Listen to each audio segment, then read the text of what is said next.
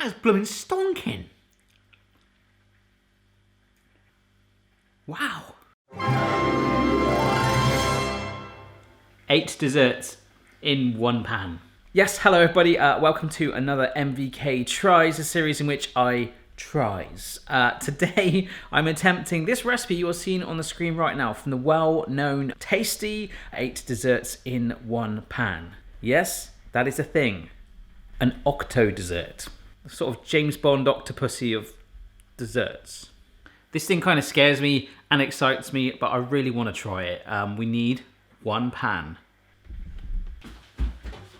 This pan is the kind of one that I was thinking of going for. It's the pan. It's similar to the one they've used there, but it's not very high ridged. So my fear is that it could spill over the sides. It could spill over the sides. All right, it's a roasting pan, but it's the same size width and length and all that stuff. So there's actually going to be 8 individual compartments of dessert within this, and it looks insane if we can pull it off. We need to get some ingredients. The normal supermarket I go to had quite the interesting international section. They didn't have any tins of pumpkin. They normally sell it, but it was out. It's hard to get a pumpkin this time of year at the moment. There it is. I also need to get some bog roll almond here as well. It's expensive supermarket, but... This guys, toilet roll and pumpkin. That winning combination. We've got it, we're good to go. The main thing that's gonna hold this dessert together, it sort of supports the sides, it's the base, it's kind of like everything, it's the flux capacitor of this dessert. It's something called graham crackers, which are very common for s'mores. If you can't get those, use digestive biscuits. The only problem is they're round, so your octo dessert thing could actually look like an actual octopus with suckers. But, I've actually got some authentic graham crackers. I want to call them Grahams. Huh? Now, there's quite an interesting list of ingredients here. In fact, the cookie dough is quite easy to get hold of. The brownie mix. This is so old school. I've not done one of these in years. That's a whole playlist in itself, isn't it? Oh, yes. Blah, blah, blah, blah, blah. But then it gets to the pumpkin pie filling, which is where our pumpkin quest came in. So we managed to survive the quest. We'll be fine there. Banana bread batter. You don't just generally get banana bread mixes as far as I could see. They probably exist. So I'm going to have to do my own banana bread. And the same for cheesecake batter. I have never seen that in the supermarket, a cheesecake batter. So, boom.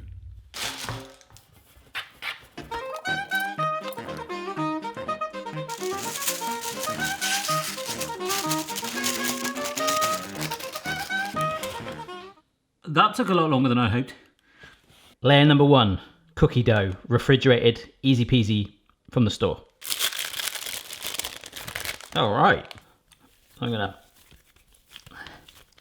think this is a good one to start with because it's quite butch and it's going to hold things in place. All right, so that's 36 really. So that's 18, it's halfway. Oh yeah! Section number 2 is the same thing but an M&M cookie dough. They don't sell that in the supermarket, so I've got some M&Ms. This was a full bag last night.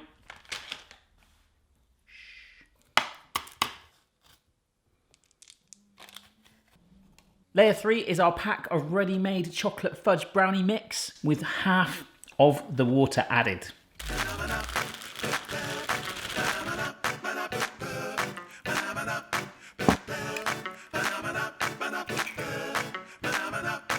Needs to be really thick. I mean, that's pretty thick. So this is where the graham crackers come in and they sort of act as a thing that's going to hold it together and lots of other bits that you'll see in a minute. But they are actually quite high if I do it like that. So I'm going to take a risk here and just snap them down the line and just make it as a bit of a border there like so.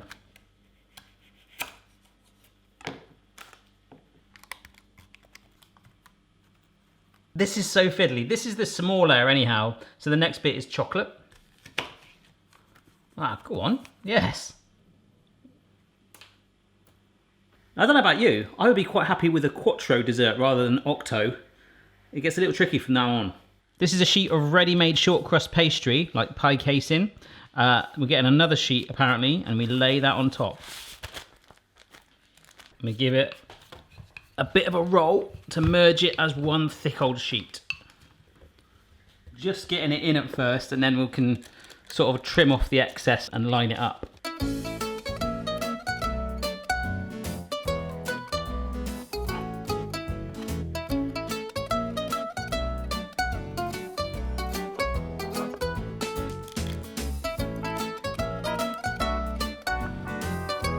Oh, that's pretty neat.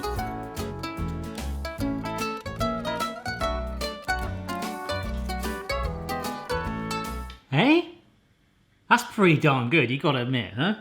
It's like Play-Doh. Oh, apple pie filling, ready made. Look at that. All right, it's time for the pumpkin pie filling.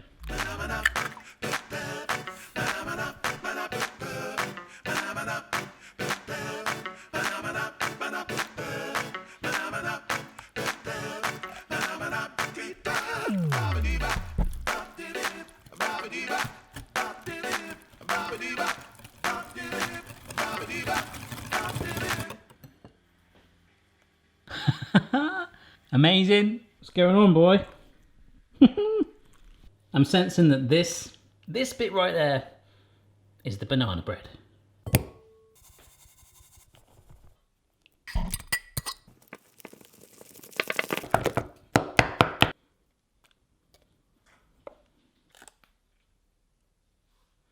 Graham cracker in there, and we've created our sort of final pocket. I've remembered that I've got some banana chips, so I'm going to stick those on as well. I might regret this, they could burn, but I think it looks pretty cool. That banana bread batter is trying to break through, but when we put the cheesecake in there, it should sort of push everything away, and then we'll be done.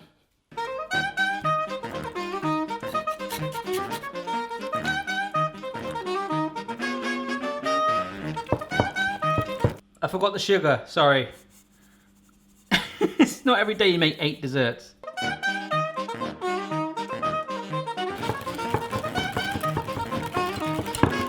Boom.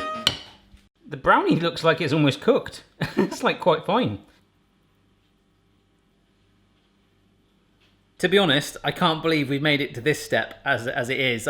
You know, whatever it turns out like now, I think that is a really cool thing. Amazing. So we now need to get the oven hot.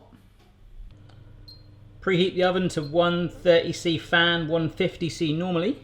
That's actually quite a low temperature, and it goes in the oven for an hour. Now for some of those things it's going to need an hour, and some others it's a little bit worrying. So what I might do is put tin foil on top whilst it goes in there. But it gives me an hour to like tidy up because I've made a hell of a mess. So it's been 45 minutes. The smell is insane. Now sadly there has been some movement. The cookie dough has just taken over quite a lot of it, but you'll see that in a minute. It's still not fully done. The pumpkin pie needs to set a little bit, but I think it's gonna be all right.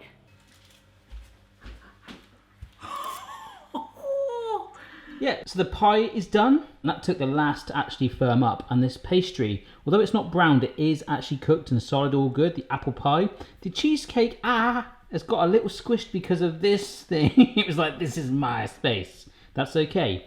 Banana bread has mingled with the brownie, which has mingled with the cookie dough. Why couldn't you have done that? Because this thing has just kind of squished this more, but it's all good. I mean, I hope you agree. It's definitely not something you see every day. So I'm going to let it cool down, and the aim, ideally, if we can, is to lift it all out in one. I don't know if that's going to happen. It's been an hour.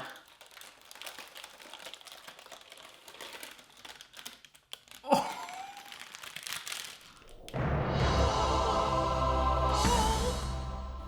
Yes.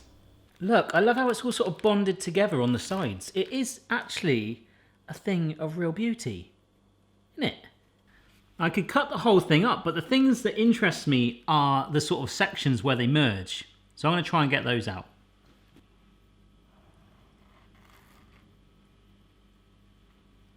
Oh, yes. I've taken some pieces out. This would be amazing for a birthday party. I'm just going to have one, okay? And that is this section. The cheesecake, apple pie, pumpkin pie, and the banana bread with the actual banana piece still intact. Pretty cool, huh?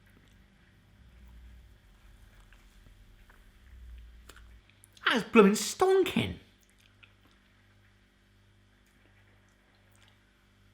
Wow.